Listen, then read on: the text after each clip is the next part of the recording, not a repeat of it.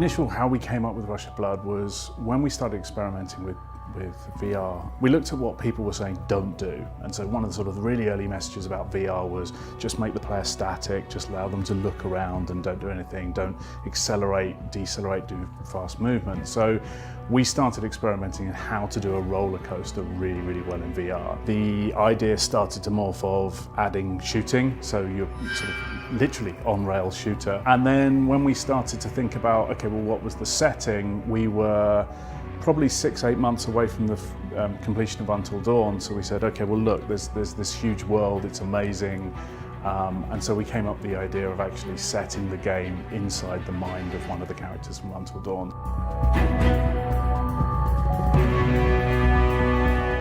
You know, there's a story there, and it's a self-contained storyline. If you understand what Until Dawn, you'll immediately start to pick up on the cues, the locations, the characters. But fundamentally, it works brilliantly as just this sort of really crazy, freaky fairground ride.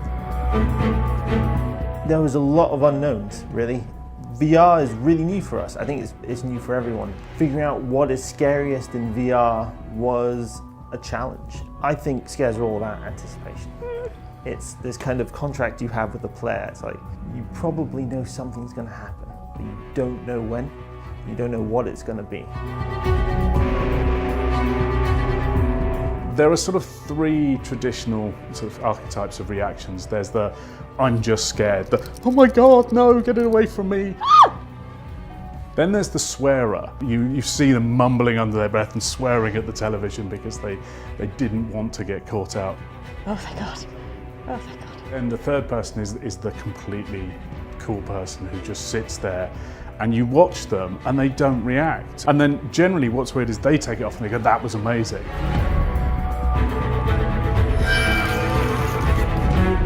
There are three aspects of horror. There's terror, which is the impending feeling of doom. When the hairs on the back of your neck start to go up. And there's the horror, which is the moment of, you know, on a surprise or a jump scare, is that moment of, oh God, and you get shocked by something. And then there's disgust, which is the gore and things like that.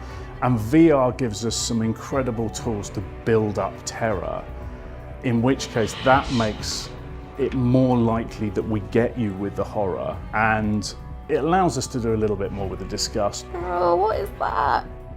So why should you be excited about Rush of Blood? We really, really designed it specifically for VR.